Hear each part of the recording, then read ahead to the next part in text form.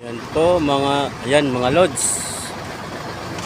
Mga kabayan natin dyan. 10-wheelers. Bago pa. Uso. 6M70. Ayan o.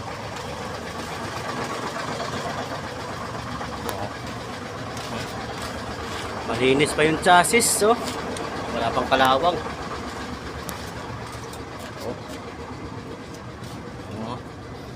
Malinis pa. Swerte pag may makabili na buyer nito. Okay pa yung tunog.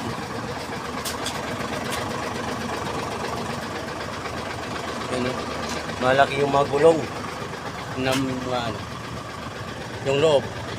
Manual. Okay pa yung tunog.